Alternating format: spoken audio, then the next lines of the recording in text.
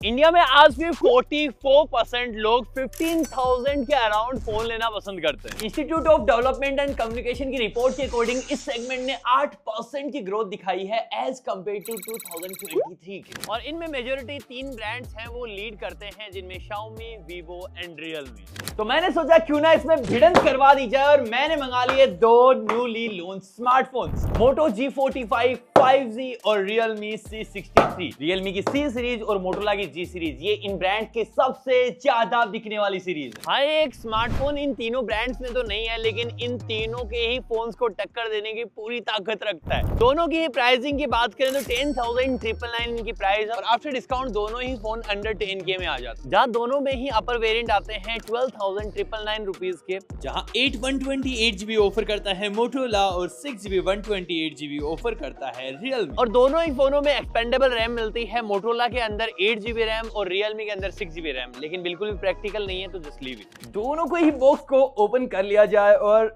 ओ भाई, yes, Motorola protection के साथ रखा हुआ है ऑलरेडी। ये वही यूजुअल माल मसाला, एक बैक केस और छोटा सा डॉक्यूमेंटेशन, और अब निकल जाता है Realme C63। Nice, okay. और Realme के साथ हमको मिलता है भाई 10 वोल्ट का चार्जर और इसके साथ ही एक Type-C to A वाली केबल। वहीं मोटोरोला के अंदर एक एनवलप जिसके अंदर कुछ डॉक्यूमेंटेशन है, उसी के साथ में एक चार्जर, और ये सपोर्ट करता है भाई 20 वोल्ट की चार्जिंग को। नाइस, इससे डबल और इससे हाफ भी है।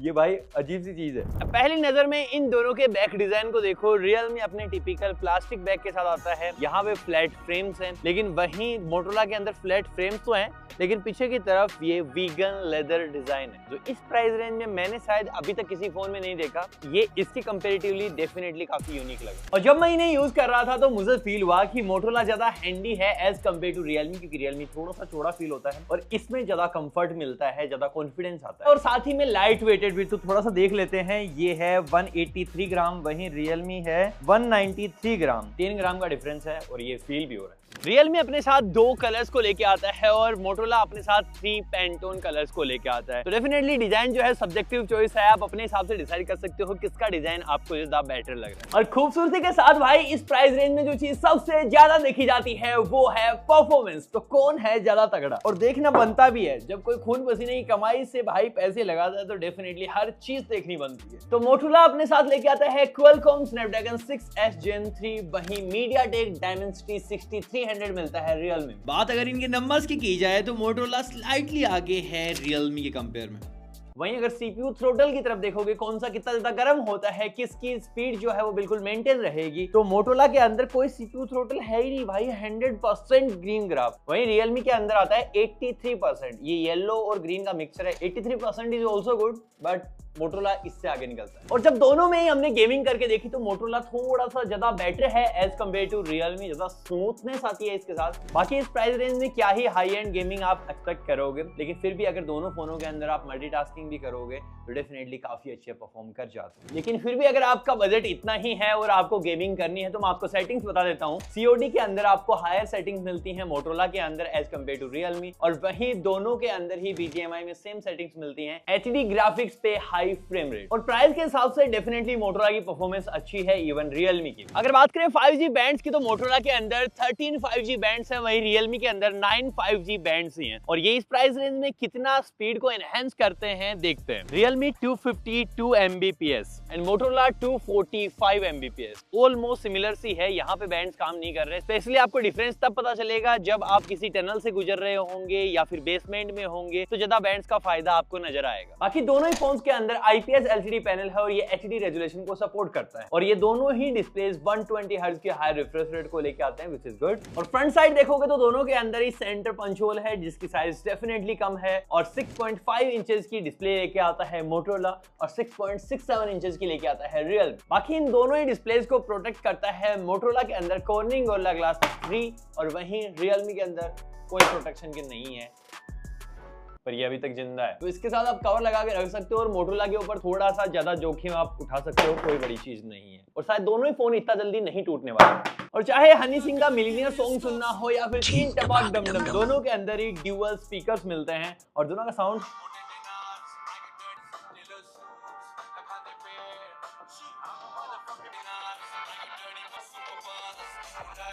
अब आप सोच रहे होंगे कि Realme का साउंड इतना अजीब क्यों है। भाई इसके अंदर ड्यूअल स्पीकर नहीं है, पहली बात तो हम थोड़े इधर उधर निकल गए थे, और दूसरी चीज इसके अंदर स्टेरियो साउंड भी नहीं है जो मोटोरोला के अंदर है। अब दोनों का साउंड आप डिफरेंस समझना थोड़ा सा, भाई क्लास है। और अगर बात करें अंदरूनी शक्तियों की तो भाई मोटोरोला हमेशा से ही स्टॉक एंड्रॉइड प्रोवाइड करता आया है और ये काफी क्लीन सा फील होता है। जब आप फोन को फर्स्ट टाइम बूट करोगे तो आपको पता चलेगा कि भाई एक पेज के अंदर सारे के सारे आइकन ही खत्म हो जा रहे हैं। वहीं Realme के अंदर Realme UI अच्छा है, लेकिन स्टिल आपको बहुत सारे ही ब्लोटवेयर मिलते हैं इसके अंदर तो, बट ये सारे स्पॉन्सर्ड हैं इसलिए डाले गए हैं, और ये भाई इसका पेज काफी लंबा सा है, लेकिन उसमें भी कोई बड़ी चीज नहीं है, आप डेफिनेटली अनइंस्टॉल कर पाओगे। ऐसा नहीं है कि मोटोरोला का UI बिल्कुल ही क्लीन है, इसके अंदर एक भी ऐप प्री इंस्टॉल्ड नहीं है। इसके अंदर अगेन फेसबुक, लिंक्डइन मिलता है, लेकिन 2-4 से फिर भी डील की जा सकती है, तो बहुत ज्यादा है। और Realme का UI लैग करता है, 1-2 बार ऐसा हुआ है कि बिल्कुल ये जाम ही हो चुका, मतलब हम टच करने की कोशिश कर रहे हैं आइकॉन को, लेकिन बिल्कुल कोई भी अंदर घुसने ही नहीं दे रहा भाई। ऊपर का कंट्रोल सेंटर ही काम कर रहा है, बाकी हमने इसको लॉक अनलॉक करके फिर से ट्राई करने की कोशिश की, अगेन नहीं हुआ, रीस्टार्ट ही करना पड़ा। तो ये तो सारे छोटे मोटे इश्यूज हैं, डेफिनेटली सॉफ्टवेयर अपडेट से फिक्स किए जा सकते हैं। बाकी दोनों ही एंड्रॉइड 14 के साथ आते हैं। स्मार्ट कनेक्ट जैसे फीचर आपको मोटोरोला के अंदर मिल जाते हैं, कुछ जेस्चर्स आपको मिल जाते हैं जो डेफिनेटली आपके काम आने वाले हैं। तो कुछ फीचर्स हैं जो आपके डे टू डे लाइफ में डेफिनेटली हेल्प करेंगे। एंड्रॉइड 14 ऑलरेडी है और मोटोरोला के अंदर आपको एंड्रॉइड 15 तक अपडेट्स मिलेंगे, और मोस्ट प्रोबेबली आपको Realme में भी यही मिलना चाहिए। अभी तक क्लियर नहीं है कितना मिलेगा। वैसे तो इस प्राइस रेंज में हम कैमरा से ज्यादा एक्सपेक्टेशन रखते नहीं है, लेकिन फिर भी कुछ पिक्चर्स हो जाएं, क्योंकि जो बाय करेगा उसके लिए तो भाई यही सबसे अच्छा हो। तो Realme में देखने में लग रहा होगा कि इसमें ट्रिपल रेयर कैमराज हैं, लेकिन ऐसा बिल्कुल भी नहीं है। इसमें काम का सिर्फ एक कैमरा है, 32 मेगापिक्सल का प्राइमरी सेंसर है, और जो सेकेंडरी सेंसर है वो 0.8 मेगापिक्सल का ऑक्सिलरी सेंसर है। वहीं मोटोरोला के अंदर 50 मेगापिक्सल का प्राइमरी सेंसर है और 2 मेगापिक्सल का मैक्रो सेंसर है। लेकिन Realme फोटोज को नेचुरल रखने के चक्कर में कई बार फेड कर देता है, व्हाइट आपको ज्यादा ही दिखेगा फोटो में। वहीं मोटोरोला थोड़ी पंची पिक्चर्स क्लिक करता है, ज्यादा कलर्स के साथ क्लिक करता है, जिसमें आप रेडी टू अपलोड वाला बोल सकते हो उसको। मतलब अगर वो टिंट थोड़ा सा कम होता तो डेफिनेटली और ज्यादा अच्छा होता, लेकिन दोनों में से किसी एक को चूज करना हो तो मोटोरोला की पिक्चर्स ज्यादा बेटर हैं, क्योंकि एक तो Realme में थोड़ा सा शटर लैग है, जिसकी वजह से अगर सब्जेक्ट थोड़ा बहुत हिल जाता है तो बार बार Realme की फोटोज ब्लर आने वाली हैं, चाहे आप पोर्ट्रेट ले रहे हो चाहे आप नॉर्मल ले रहे हो। अब इस प्राइस रेंज के अंदर एज डिटेक्शन या फिर पोर्ट्रेट फोटोज से हम ज्यादा उम्मीदें नहीं लगा सकते, लिहाजा यहाँ भी वो चीजें नजर आती हैं, लेकिन प्राइस के हिसाब से मुझे दोनों ही अबाव एवरेज लगे। दोनों की ही पिक्चर सच में अच्छी आती हैं पोर्ट्रेट मोड्स में। बाकी मोटोरोला के अंदर 2 मेगापिक्सल का ही सही एक मैक्रो लेंस भी है, जिसकी वजह से आपको एक अलग से मोड मिल जाता है, जिसको कुछ सिनेरियोज में आप यूज कर पाओगे। और ये रहे सैंपल्स। बाकी मोटोरोला के अंदर आपको 16 मेगापिक्सल का सेल्फी सेंसर मिलता है, वहीं Realme के अंदर 8 मेगापिक्सल का सेल्फी सेंसर है। ऑलमोस्ट सिमिलर से ही रिजल्ट इन दोनों ने हमको दिए हैं, ज्यादा डिफरेंस नहीं कर सकते, लेकिन कई बार Realme हार्श लाइट में स्ट्रगल करता है, अच्छे से पिक्चर्स नहीं क्लिक कर पाता। उस सिनेरियो को छोड़ के बाकी दोनों की क्वालिटी बिल्कुल सेम सी है, और दोनों से ही हमने फ्रंट एंड बैक से वीडियो रिकॉर्डिंग की है, दोनों की ही क्वालिटी आप देख सकते हैं। और दोनों ही 720p में रिकॉर्ड कर रहे हैं सेल्फी कैमरा से। इनमें भी एक थोड़ा सा आइडिया लगा लो कि किसकी बेटर सेल्फी है और किस में ज़्यादा स्किन टोन अच्छी आ रही है। थोड़ा सा अगर मैं मूव भी कर जाता हूँ जल्दी से, बस यही है गाइस। ये है इनका 1080p 30 fps, और किसके अंदर से एक कर रहा है, किसका स्टेबल है, थोड़ा सा आइडिया लगाओ। अभी मैं आपको सब्जेक्ट्स की तरफ घुमा के दिखाता हूँ। Hello guys, how are you guys? ये राजू है, राजू ऊपर देख, राजू। तो ऐसी कुछ फोकसिंग है इन दोनों की, और स्टेबिलिटी भी आप चेक कर सकते हो। अगर मैं भाग के भी आपको दिखाऊं तो ज़्यादा बेटर आपको आइडिया लग जाएगा कि, क्योंकि डेफिनेटली इन फ़ोनों को भी जो खरीदेगा इनके लिए कैमरा यही होगा, तो आपको वीडियोग्राफी पता चलनी चाहिए कि किस लेवल की कर सकते हैं। बाकी दोनों ही फोन्स के अंदर 5000 mAh की बैटरी है, तो डेफिनेटली आपको सेम सा ही बैकअप मिल जाएगा, लेकिन मोटोरोला की चार्जिंग डबल है एज कम्पेयर टू Realme। तो ओवरऑल कंक्लूजन की बात करें तो मोटोरोला ने डिजाइन, कैमरा एंड परफॉर्मेंस के मामले में जो चीज बनाई है डेफिनेटली वो इस प्राइस सेगमेंट में सबसे अच्छी है।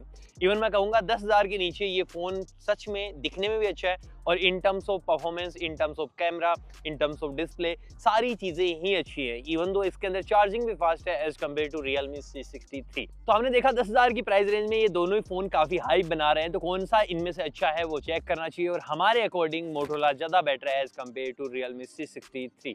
बाकी दैट्स ऑल, वीडियो यहीं पे खत्म हो जाती है। लाइक शेयर सब्सक्राइब कर देना। मैं मिलता हूँ आपसे अगले वाले वीडियो के लिए।